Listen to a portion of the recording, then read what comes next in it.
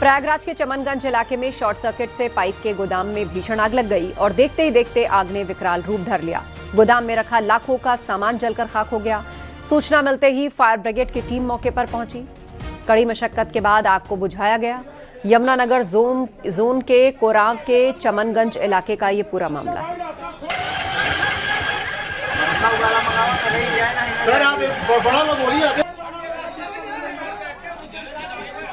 तो कड़ी मशक्कत के बाद आग पर काबू पाया गया, लेकिन लाखों का सामान जलकर खाक हो गया।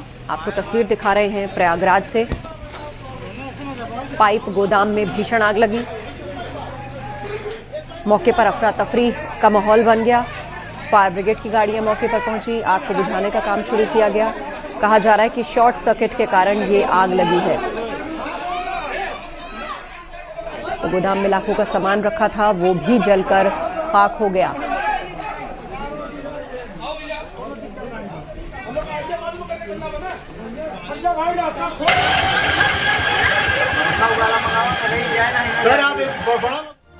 इंडोनेशिया की धरती भूकंप से थर्रा उठी। उत्तरी मोलुक्का सागर में 7.4 तीव्रता का बेहद शक्तिशाली भूकंप आया, जिससे सुनामी की लहरें उठी। भूकंप आने के बाद कई इमारतों को नुकसान पहुंचा। कई इमारतें मलबे में तब्दील हो गई। रिपोर्ट देखिए।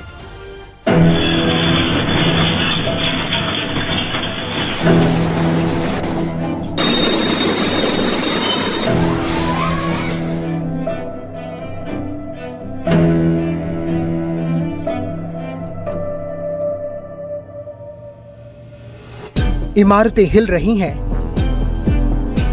छत गिर रही है, बिल्डिंग का सामान मलबे में बदल रहा है, पुल हिल रहे हैं, खंबे झूल रहे हैं।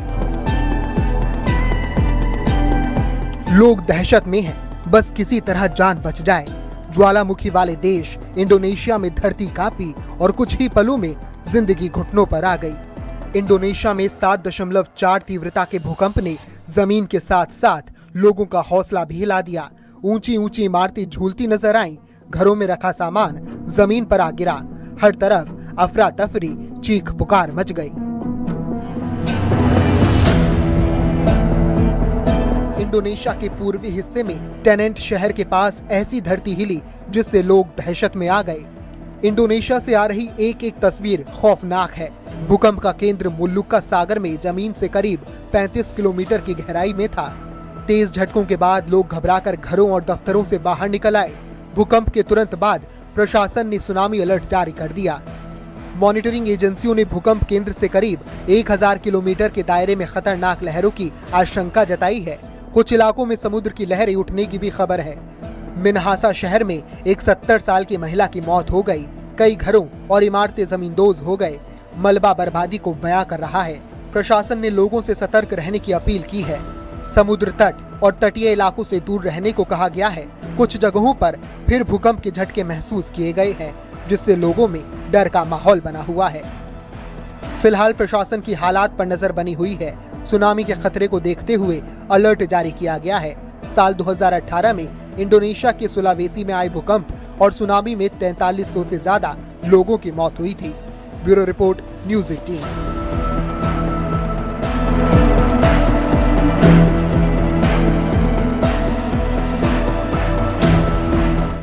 सोशल मीडिया पर लाइक्स और फॉलोअर्स बढ़ाने की होड़ में कानून का उल्लंघन करना भारी पड़ गया और औरैया में एक सोशल मीडिया इन्फ्लुएंसर को पुलिस ने पकड़ लिया, जो अपनी गाड़ी को नीली लाल बत्ती लगाकर दौड़ा रहा था।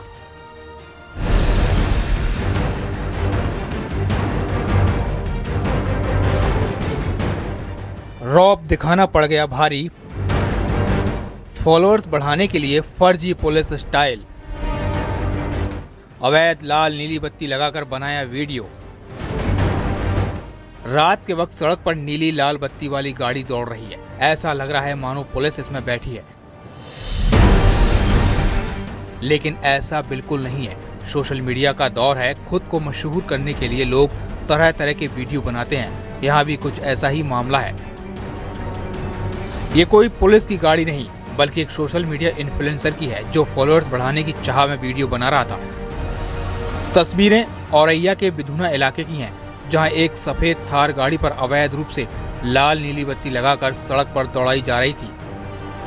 वीडियो में साफ तौर पर देखा जा सकता है कि गाड़ी को पुलिस स्टाइल वाला लुक देकर आम लोगों पर रौब झाड़ने की कोशिश की जा रही थी।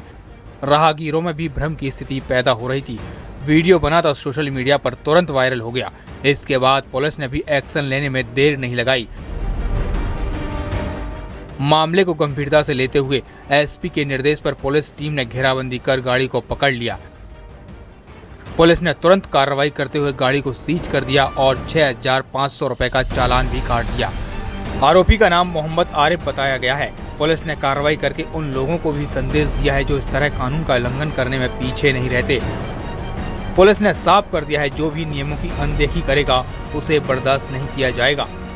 औरैया में आरिफ को वीडियो बनाना भारी पड़ गया। भारत में लाल और नीली बत्ती का उपयोग केवल सरकारी, आपातकालीन और विशिष्ट संवैधानिक पदों वाली गाड़ियों पर ही किया जा सकता है। औरैया से दिनेश साक्य के साथ ब्यूरो रिपोर्ट, न्यूज़ 18।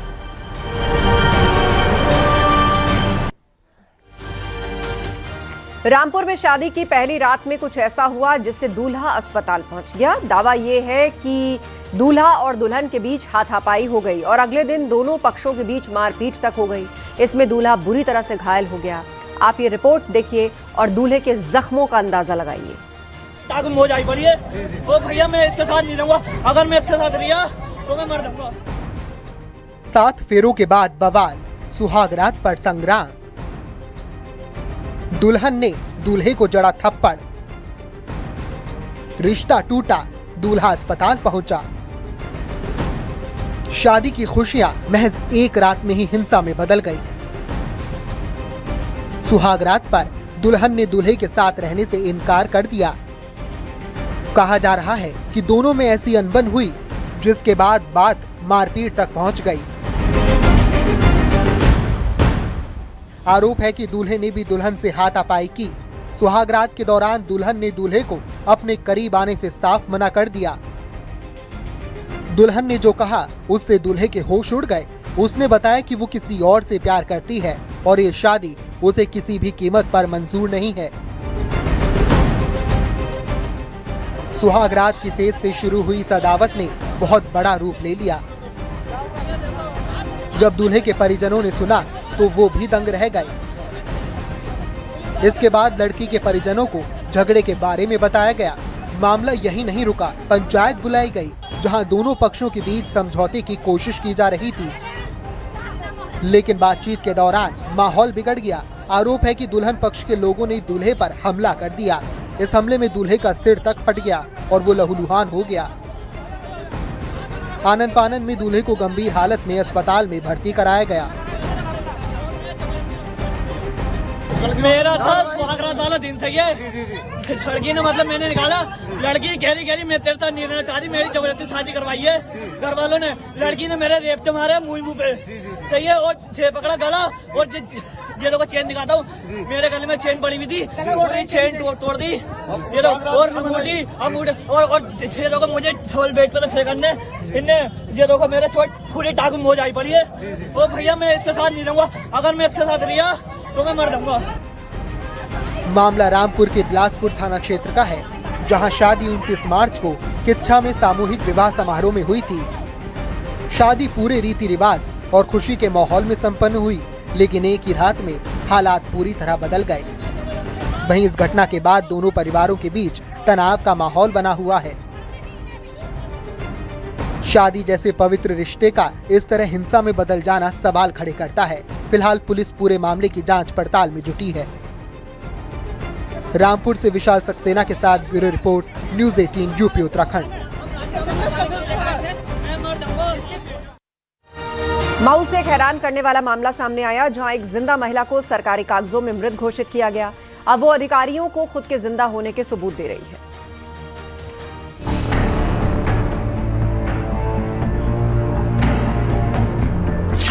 मैं भूत नहीं, जिंदा हूं। दस्तावेजों में बड़ा फर्जीवाड़ा। इंसाफ की गुहार, जिंदा हूं साहब।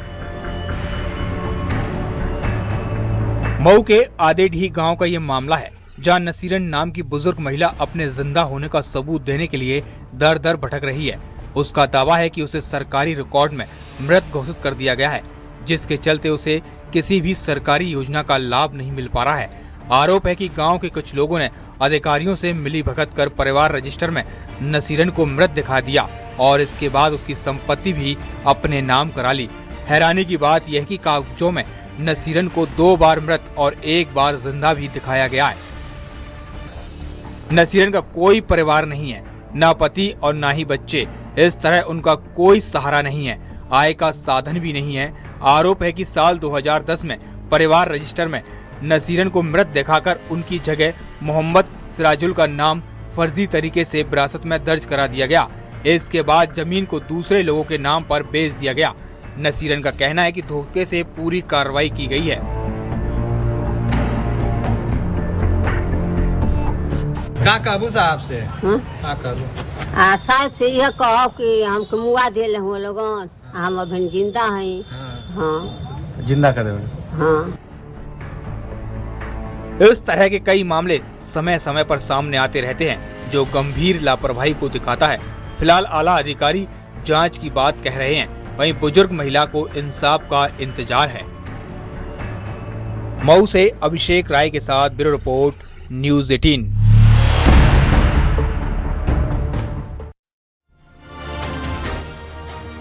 गुजरात के जूनागढ़ में शेरों का परिवार सीसीटीवी में रिकॉर्ड हुआ। 6 शेर घूमते नजर आए। वहीं गिर सोमनाथ में भी 2 शेरनियां गांव में घुस आईं। गुजरात के गिर सोमनाथ जिले के ऊना तालुका के पातापुर गांव में देर रात एक हैरान कर देने वाली घटना सामने आई। शिकार की तलाश में 2 शेरनियां गांव में घुस आईं और सरपंच के फार्म के पास किसी पशु पर शिकार करने का प्रयास किया, लेकिन वहां मौजूद पशु ने हिम्मत दिखाते हुए शेरनियों को खदेड़ दिया, जिससे उनका शिकार असफल रहा। ये पूरी घटना पास लगे सीसीटीवी कैमरे में कैद हो गई है और वीडियो में साफ देखा जा सकता है कि कैसे शेरनियों का हमला नाकाम रहा। स्थानीय लोगों ने कहा कि ये घटना जंगल और मानव आवास के बीच बढ़ती निकटता की एक चेतावनी है और प्रशासन ने ग्रामीणों से सतर्क रहने और घरों के बाहर रात के समय बाहर कम निकलने की अपील की है। वीडियो अब सोशल मीडिया पर तेजी से वायरल हो रहा है और वन्य जीवों की सुरक्षा और ग्रामीण सुरक्षा दोनों पर ध्यान देने की जरूरत को उजागर कर रहा है।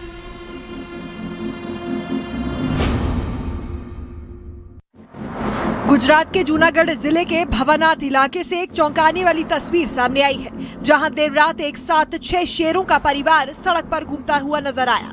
जंगल से निकलकर ये शेर सड़क पार करते दिखे, जिससे इलाके में कुछ समय के लिए दहशत का माहौल बन गया। वहां मौजूद लोगों ने इस पूरे घटनाक्रम को अपने मोबाइल कैमरे में कैद कर लिया। वीडियो में साफ देखा जा सकता है कि शेरों का पूरा परिवार बेहद शांत तरीके से सड़क पार कर रहा है, जबकि आसपास मौजूद लोग दूरी बनाकर इस नजारे को देख रहे हैं। ये वीडियो अब सोशल मीडिया पर तेजी से वायरल हो रहा है और लोग इसे हैरानी के साथ साझा कर रहे हैं। विशेषज्ञों का मानना है कि जंगलों के घटते दायरे और बढ़ती मानवीय गतिविधियों के चलते वन्य जीव अब रिहायशी इलाकों की ओर रुख कर रहे हैं। फिलहाल प्रशासन ने लोगों से सतर्क रहने और ऐसे हालात में सुरक्षित दूरी बनाए रखने की अपील की है।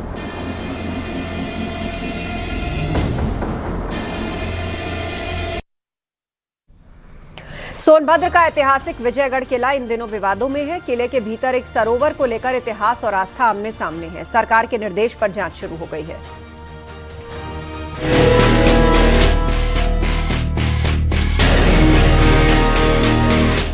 कैमूर पहाड़ियों पर करीब 1000 फीट की ऊंचाई पर विजयगढ़ किला, जो 5वीं शताब्दी का बताया जाता है। ये किला अपने ऐतिहासिक महत्व और रहस्यमयी बनावट के लिए जाना जाता है। इसी किले के अंदर मौजूद एक सरोवर अब विवाद की वजह बन गया है, जिसे हिंदू पक्ष किरण सागर तो मुस्लिम पक्ष मिलन सागर बताता है। दावा किया जा रहा है कि मूल रूप से ये किरण सागर था, लेकिन समय के साथ इसका नाम बदलकर मिलन सागर कर दिया गया। सरोवर के किनारे बनी एक मजार को मिलन साहिब की मजार बताया जाता है, जहां हर साल उर्स का आयोजन भी होता है। हालांकि कुछ लोगों का कहना है कि मिलन साहिब का कोई ठोस ऐतिहासिक प्रमाण मौजूद नहीं है। इस विवाद को लेकर मामला अब सरकार तक पहुंच चुका है। सरकार के निर्देश पर जांच के आदेश दिए गए हैं। डीएम ने 4 सदस्यीय टीम गठित कर दी है, जिसमें राजस्व, वन और पुलिस विभाग के अधिकारी शामिल हैं। वहीं इस सरोवर का नाम 50-60 साल पहले लोग बताते हैं कि एक मिरन शाह नाम के एक बाबा आए थे और ये उन्हीं का मजार है। तब से मुस्लिम समुदाय के लोगों के द्वारा इस सरोवर का पानी इस्तेमाल किया जाता है। यहाँ उनकी मजार है। उनका दावा है कि ये किरण शाह नहीं, ये मिरन शाह है। अब इसको लेकर भाजपा जिला अध्यक्ष के द्वारा मुख्यमंत्री से शिकायत की गई। शिकायत के बाद मुख्यमंत्री ने जांच के आदेश दिए। सर, जैसे कि कहा जाता है कि ये उर्स लगता है हर साल मिरन शाह के नाम पर, तो ये सर क्या इस बार उर्स लगेगा? अब टीम हम लोगों ने बनाया है, टीम अब परीक्षण करेगी और आख्या उपलब्ध कराएगी। आख्या के अनुरूप आगे कार्रवाई। विजयगढ़ किला सोनभद्र की गौरवशाली धरोहर है। रामसागर और किरण सागर जैसे सरोवर आस्था के केंद्र रहे हैं। हर साल हजारों श्रद्धालु यहाँ पहुँचते हैं। यहाँ 7 सरोवर बताए जाते हैं, जिसमें रामसागर और किरण सागर प्रमुख हैं। सोनभद्र से रंगेश कुमार सिंह की रिपोर्ट, न्यूज़ 18 यूपी उत्तराखंड के लिए।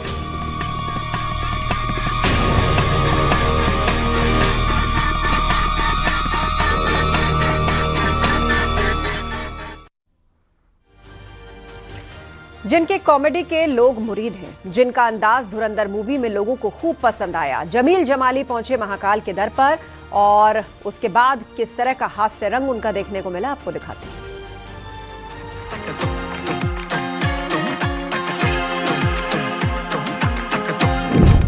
धुरंधर के जमील जमाली का जलवा।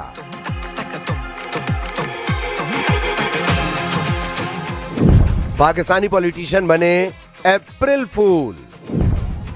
कॉमिक अंदाज, डायलॉग कमाल। बहुत मतलब कई महीनों से मेरे पीछे पड़ गए कि ये डेट चाहिए, ये डेट चाहिए। कई बार हाँ ना करते करते फिर ये फाइनल हो गया। उज्जैन के टेपा सम्मेलन में धमाल।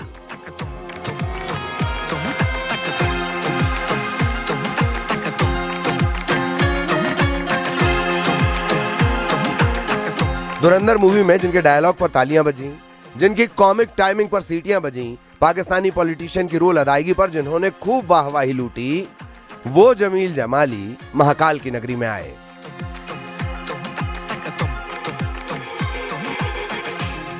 यानी मूवी की बात करें तो सीधे कराची टू उज्जैन और कह रहे हैं जय महाकाल।